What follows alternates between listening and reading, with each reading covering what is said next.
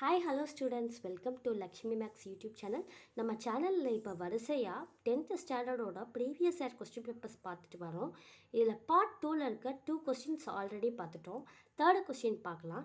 Let x is equal to 1, 2, 3, 4 and y is equal to 2, 4, 6, 8, 10 and r is equal to 1, 2, 2, 4, 3, 6, 4, 8.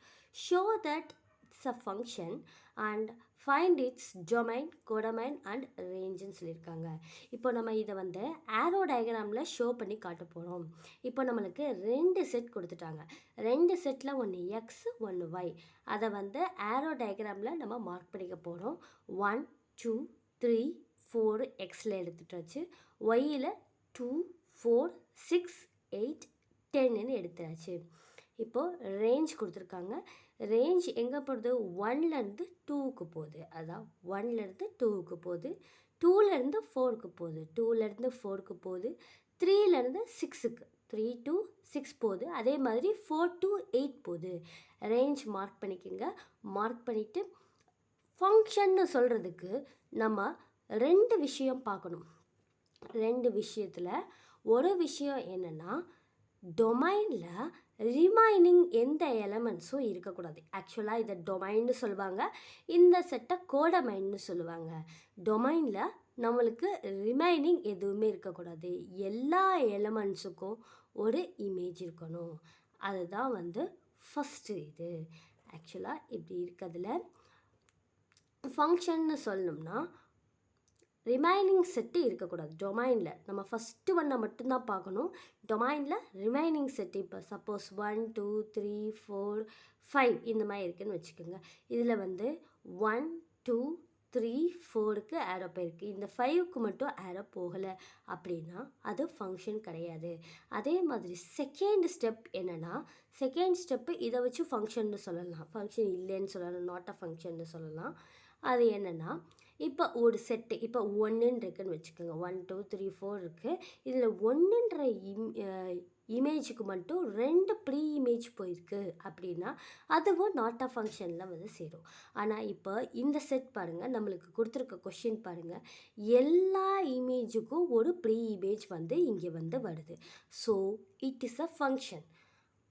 அப்போ நம்ம என்ன எழுதணும்னா, so R is a function எழுதிட்டு every element of x has a unique image. ஒரு இமேஜுக்கும் ஒரு unique image இருக்குது. 1க்கு 2 இருக்கான், 2க்கு 4 இருக்கான், 3க்கு 6 இருக்கான், 4க்கு 8 இருக்கான். இந்த மாதிரி யூனிக் இமேஜ் இருக்குது ஒய்யில்.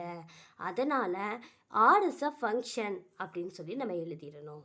அடுத்த கொஷின் என்ன கேட்டிருக்காங்கன்னா, find its domain, codomain and ரேஞ்சுன்னு கேட்டிருக்காங்க.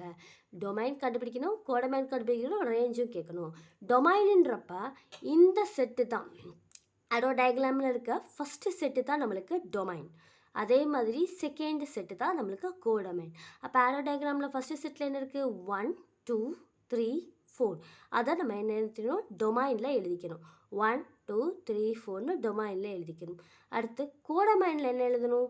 2, 4, 6, 8, 10ன்றதை கோடமைனில் எழுதிக்கணும். இப்போ ரேஞ்ச் கேட்டிருக்காங்க. ரேஞ்சுன்றது எத்தனை ப்ரீ இமேஜ் ஒரு இதுக்கு இருக்குது. இங்கே ஆரோ வந்திருக்கிறது மட்டும்தான் நம்மளுக்கு ரேஞ்ச். 2, 4, 6, 8 அது மட்டும்தான் நம்மளுக்கு ரேஞ்ச். இப்போது உங்களுக்கு ஒரு சந்தேகம் வரலாம்.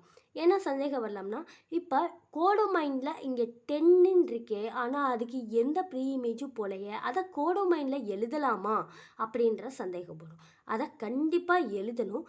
ஏன்னா இது ஃபுல் செட்டு சேர்ந்தது தான் நமக்கு கோடமைன். இந்த செட்டில் இருக்க நம்பர்ஸ் எலமெண்ட் ஃபுல்லாக சேர்ந்தது தான் நம்மளுக்கு டொமைன்.